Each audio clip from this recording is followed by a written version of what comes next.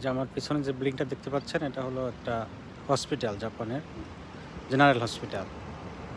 বাংলাদেশে যেমন সরকারি হসপিটাল আছে জেনারেল হসপিটাল, এরকম একটা সরকারি হসপিটাল।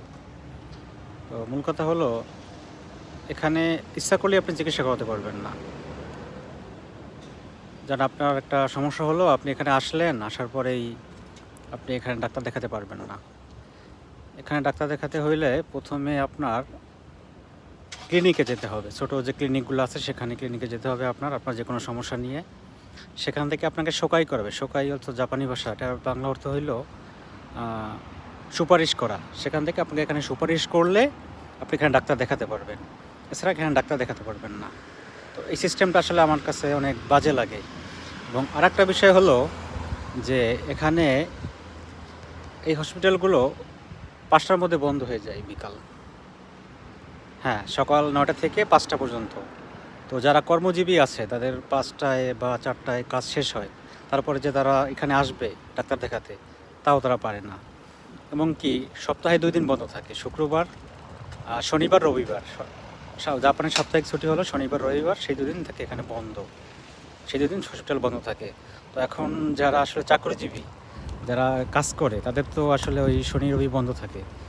তো তখন কিন্তু তারা ডাক্তার দেখাতে পারে না। তাদের আসতে হবে কখন? আপনার যখন ডিউটি থাকবে, কাজ থাকবে, তখন কোম্পানির কাছ থেকে ছুটি নিয়ে আসতে হবে।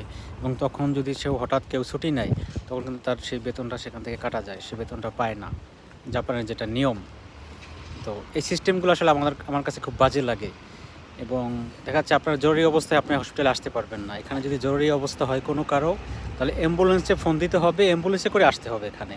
যেমন আমাদের দেশে, বাংলাদেশে আপনার হসপিটাল কিন্তু রাত ১১টা-১২টা পর্যন্ত খোলা থাকে এবং সারারাত্র খোলা থাকে।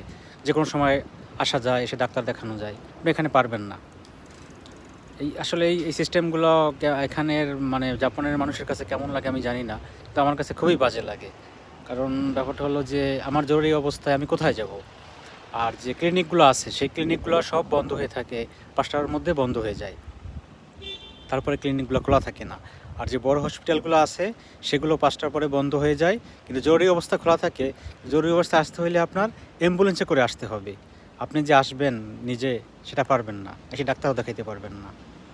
তো এইটা হইলো একটা আসলে জাপানের যে চিকিৎসা ব্যবস্থা, এটা আসলে কেমন নিয়ম এটা আমি বুঝি না। এবং হসপিটাল বন্ধের দিন হসপিটাল বন্ধ থাকে, এটা আসলে কোথাও আছে কি না আমি জানি না। এবং সরকারি যে ছুটির সময় বন্ধ থাকে হসপিটাল। তো এই নিয়মগুলো আসলে আজব লাগে আমার কাছে। ধন্যবাদ, এইটুকু বলার জন্যই আসলাম। ভালো থাকবেন সবাই।